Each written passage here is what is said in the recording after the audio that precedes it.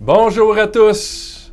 Encore une fois, il me fait plaisir d'être à Vlog Immo pour vous amener quelques petits sujets. Aujourd'hui, TPS, TVQ et immobilier. Pourquoi je vous parle de ça? Parce que trop souvent, je reçois des appels de gens qui me parlent de leur projet et qu'ils oublient totalement de se préoccuper de la TPS TVQ. Parce que oui, la TPS TVQ peut avoir une implication importante dans des projets immobiliers. Probablement qu'à peu près tout le monde est au courant que si on achète un immeuble commercial, oui, la TPS TVQ va s'appliquer dessus. Mais ça s'applique à d'autres endroits, notamment, et c'est là deux erreurs que je vois souvent, les gens qui s'auto-construisent des immeubles à revenus et qu'ils commencent à les louer.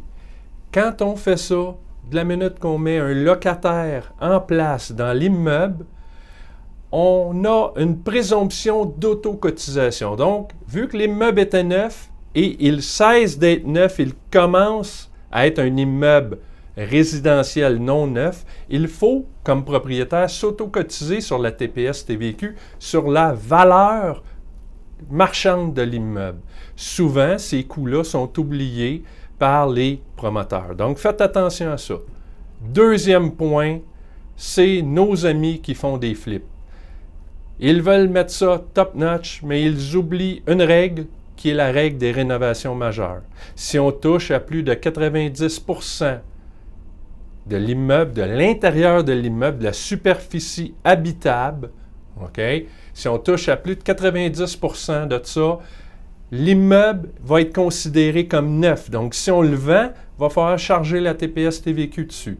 Ça représente quoi 90%? Bien, je vais vous dire ce que représente 100%.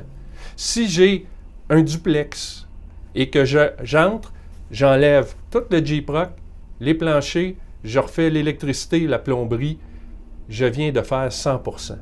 Donc, en bas de ça, il faut venir diminuer. Puis moi, je dis toujours aux gens, dans ton projet, assure-toi dès le départ des éléments que tu ne changeras pas pour respecter cette règle du 90%. Donc, dans vos transactions immobilières, ayez une petite pensée pour la TPS TVQ parce que les autorités fiscales, eux, en ont une. Merci beaucoup.